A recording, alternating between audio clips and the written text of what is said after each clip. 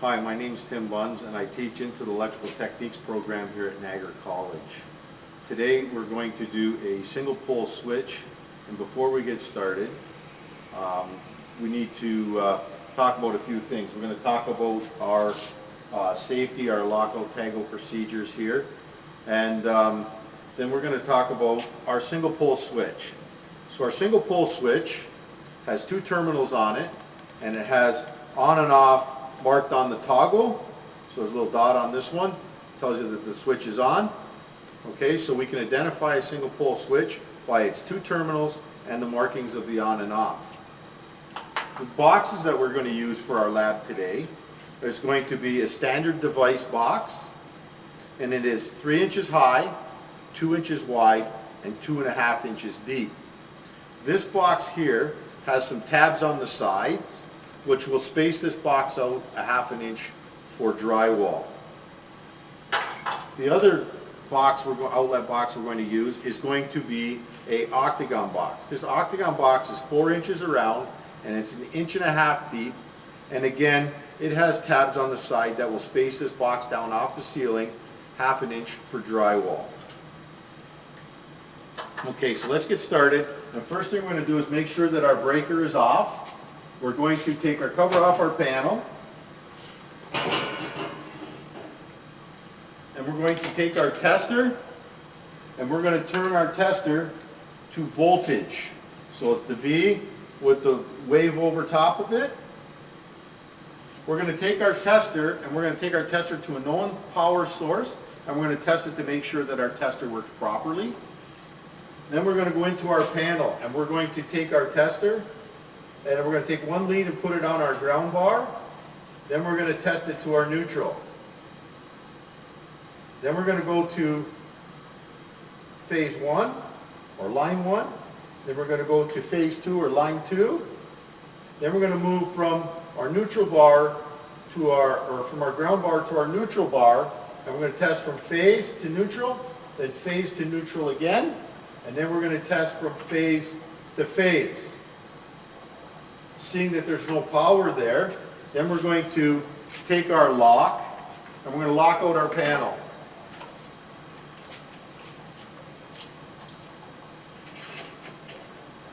And this on the job site is so that no one can turn the panel on while you're working here. Okay, so first thing we want to do when we're going to do our lab is we're going to want to mount our boxes first. And when we're doing residential wiring, we'll go through the whole house and we'll mount all our boxes first. So I'm going to mount my standard device box.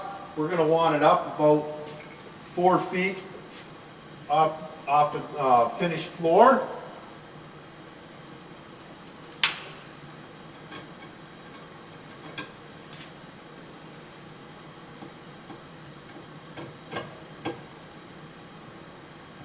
And I'm going to go from about the second hole to the third or fourth hole on the side of the box, just to give this screw just a little bit of an angle outward so that we can get at the screw easily.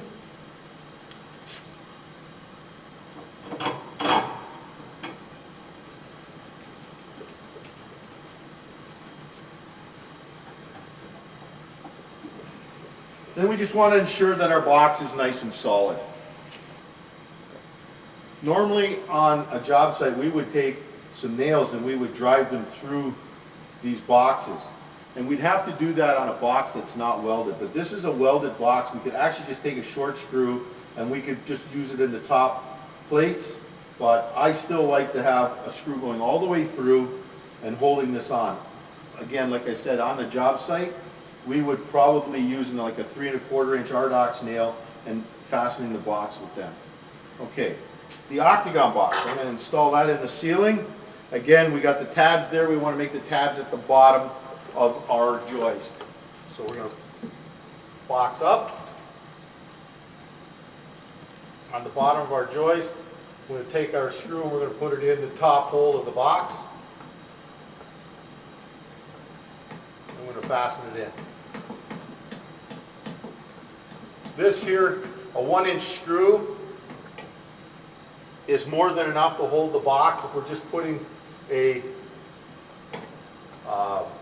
LED surface mount fixture on our drywall, if we were going to put a ceiling fan or anything like that up here, we would be using a little bit heavier box that's designed for a fan, and we'd be putting a little bit more support on that box to hold that fan. Okay?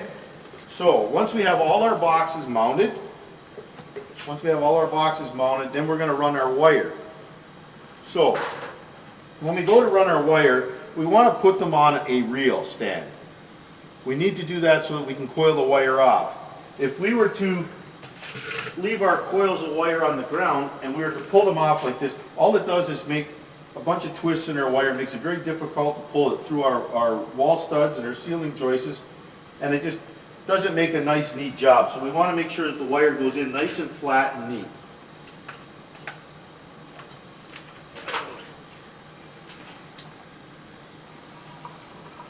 And again, nicely pulls off.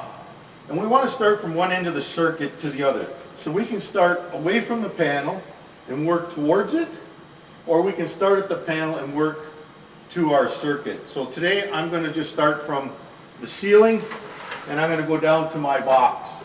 So I'm going to come across the ceiling,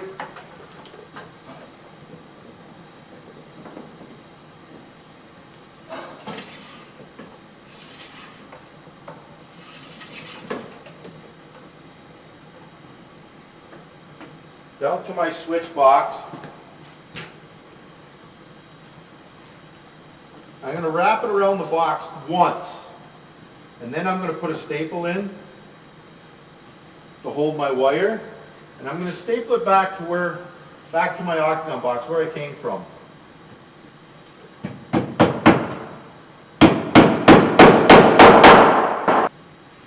So we're using S1 staples when we're doing this. So we're stapling our boxes back on our 14-2 wire. So the difference between the staples is the size of the staple. So an S1 and an S2 staple, and you can see the difference in the height. So this staple is designed for a little bit larger wire, a 3 conductor, maybe a piece of number 10 twos, just a larger conductor. And the S1s are the ones we use normally for the 14-2. So I'm going to continue going through up to my octagon box. I'm going to staple my wire in, making sure that there's no twists, and of course I'm right in front of it.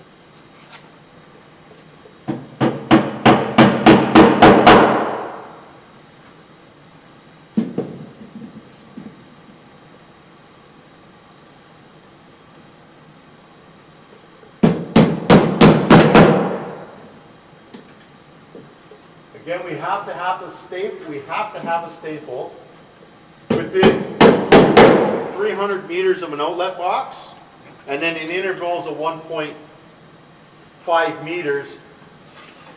And again, I'm going to wrap the wire around 1.5 times around the box. So our staples again have to be within 300 millimeters of the box, or in intervals of 1.5 meters. Or if you're going to change direction, we want to ensure that it's stapled so that the wire does not have a chance to come to the face of our wall stud. So now our wire's in from our switch box up to our ceiling outlet box.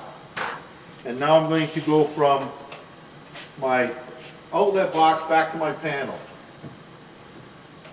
So once I get to the panel, I'm going to want this wire to hang down just at the bottom of the panel, making sure that I have enough wire here to work with. And I'm going to go straight across to my wall stud.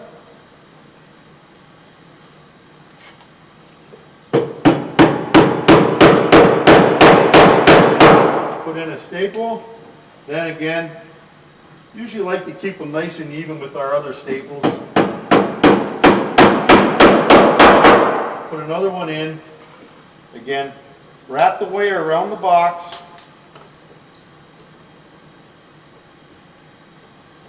Like that. So now there's no waste. We don't have any waste here or anything. We're not leaving the wires too long. So we tend to waste a foot or so of wire at every box. And when we wire a house and there's 80 outlet boxes and 80 switch boxes. That's a lot of wire that's used up for no reason.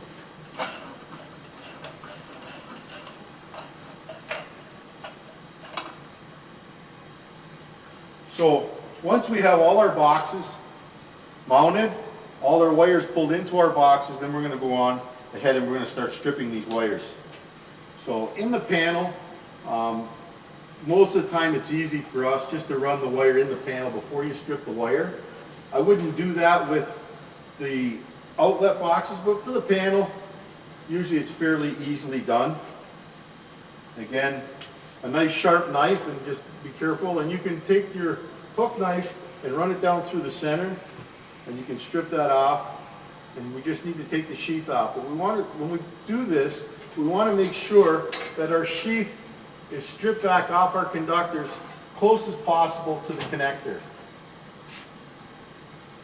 And then when we get to our switch box, we want to bring our wires nice and straight and neat, and we're going to strip these wires from the bottom of the box to the end of the wire. And we can strip it by just cutting the sheath off the side, and again just nicely cutting this so that this conductor is nice and straight across. And then we'll do the other one.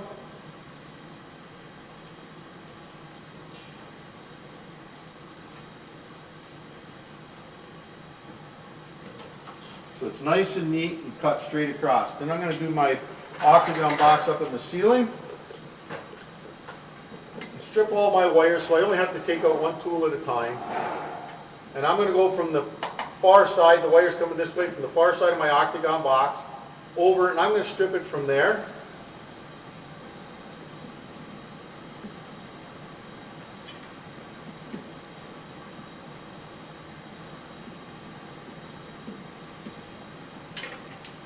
So now all my wires are stripped, and then I'm going to start installing them into my boxes.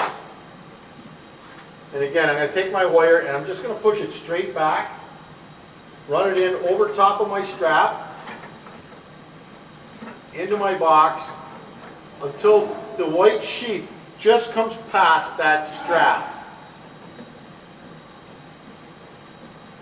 We're going to snug that strap up, just enough to hold the wire. We do not have to tighten it up too tight and crimp that wire and damage the wire. We just want to snug it up enough that it's going to hold the wire in the box. Then we're going to take our internal bond wire and we're going to wrap it around our screw, and then we're going to snug up our bonding screw. And in this lab, we're not going to need our bond wire on our lamp holder, so we're just going to put that in the box. So now that I'm on the ladder, I'm going to finish this off. So to get my 150 millimeters of wire that's required at every one of these outlet boxes, an easy way for me to do it is just put my back of my hand at the box, stretch my thumb out, and I can cut my wires off, and that's going to give me my 150 millimeters of wire that I need, or somewhat close enough. And then I'm going to take my strippers and I'm going to strip the insulation off of my conductor about 3/4 of an inch or 19 millimeters. And there's a couple different ways we can put a hook on this wire. Myself, I like to use the little plier at the end of my strippers and then just grab the end of the wire and kind of just roll it down my thumb and put a nice little hook on there. So I'm going to strip my neutral conductor here, my identified conductor. Same way. And then my strippers also have a little hole in them. We can stick our conductor in that little hole just so it sticks through, and again, kind of roll it down your thumb, and you can put a nice little hook on your wire for that. So, inching up our lamp holder or any light, we have to make sure that we have the polarity correct. We do not want to liven up the threads on our light bulb. So on the back of our lamp holder here we have silver screws and some brass screws. So our silver screws are for our neutral wire, our white wire, and identified conductor, because it's labeled about 3 different ways in our code book. And then our brass colored screws is for our hot, or our live wire ungrounded conductor. So I always hitch up my neutrals first. So my bonds, my neutrals, and then my hots. So these ones take my Robertson screwdriver, the green one, and we're just going to snug it up. And when we put the wire around this terminal screw, we want to make sure that it's going clockwise so that when we tighten it, it pulls that wire around underneath that screw. So we're going to finish this one off by putting my ungrounded conductor on there and just snugging it up. And there's my lamp holder.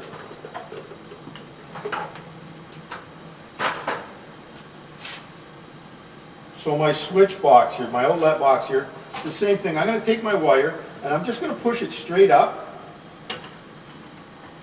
run it behind my strap in my box, making sure that my sheath comes just past that strap. Do the same thing with my other wire. Just so it just comes past that strap, and then I'm going to take my Red Robertson screwdriver and I'm going to snug it up.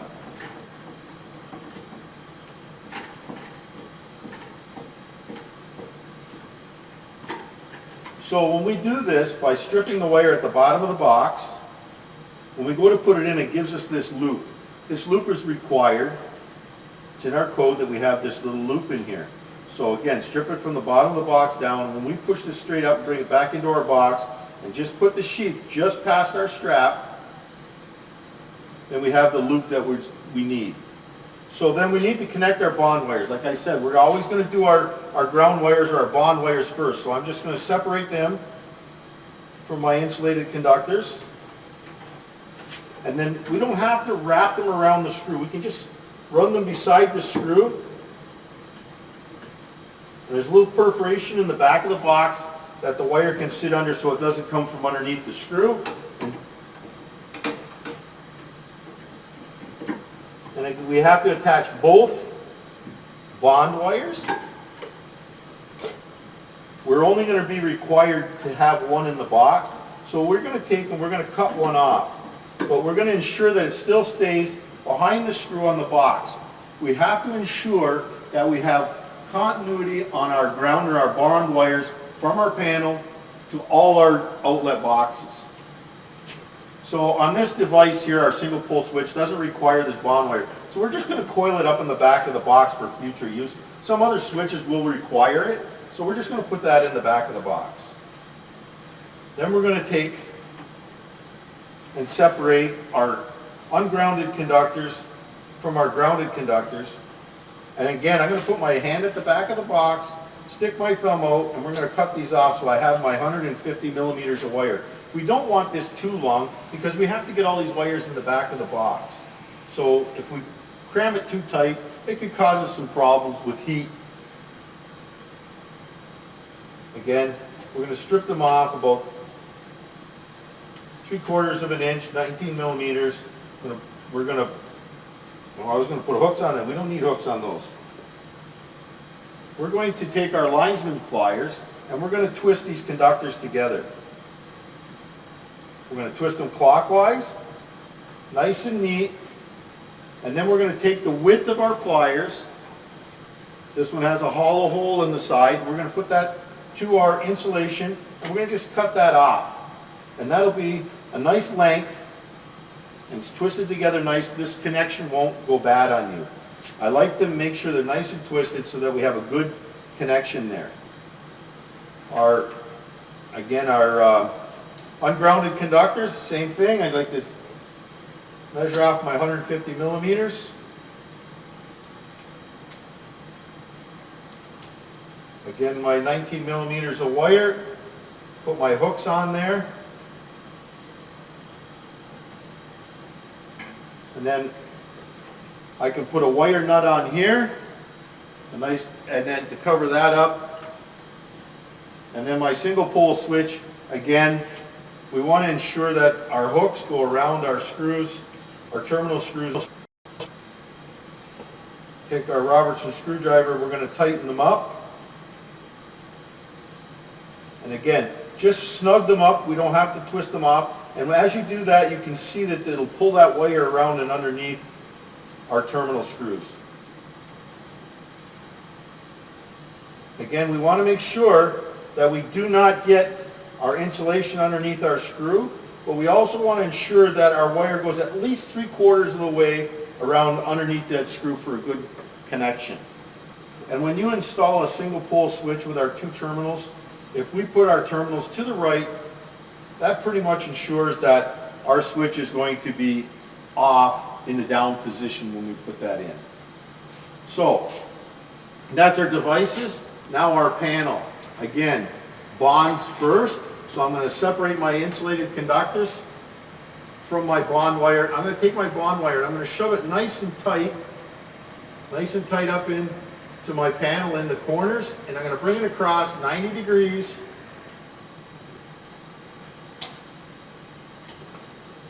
And then I'm going to take my red Robertson screwdriver and I'm going to put it in my grounding bar. We just want to be able to see the ground wire come through underneath that terminal. And again, we just need to snug it up. We don't need to tighten it up so much that it squashes the wire and destroys the wire. We just nicely snug. So again, we're going to take and make sure that our bond wire is stuck nice and tight up in the corners around 90 degrees to our ground bar. And then we can have just a little piece sticking out past our ground bar so that we know that it's all the way through. Snug this up, again, not so tight that we're going to squish that wire and destroy the wire. Our neutral, same thing.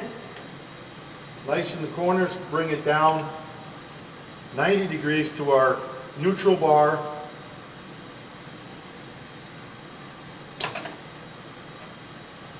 Again, we're going to take about a ½ an inch off of there, about 16 millimeters, and we're going to run that onto our neutral bar. And again, just enough so that we can see that the conductor comes through the neutral bar, and we can see that the insulation's not underneath our screw.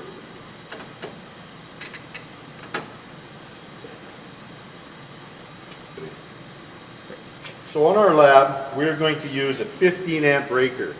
And why we're using a 15 amp breaker is because the maximum overcurrent device, that's a fuse or a breaker, on a residential lighting circuit is 15 amps. So we're going to use a 15 amp breaker, and on the back side of our breaker we have a little notch out of the back of the breaker. That hooks into the plastic holder in the back of the panel. So I'm going to stick my breaker in there, I'm going to hook it on there, and it just slides over. These just slide on, and my 15 amp breaker is now installed. Then I'm going to take my ungrounded conductor, I'm going to run it up again nice and tight in the corner. I'm going to run it down just past my breaker, and then again 90 degrees to my breaker. I'm going to cut it off. Again, strip about 16 millimeters of wire off of there and onto the terminal on my breaker.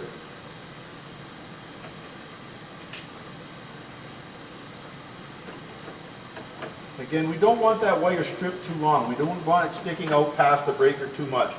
If we do that and we're trying to install other wires in there, we have a chance that we might touch that. We don't want to do that. So again, that's our single pole switch lab. Our panel, our single pole switch in our standard device box, and again our wire nut just goes on to our wire, and we can just coil our neutrals into the back of the box.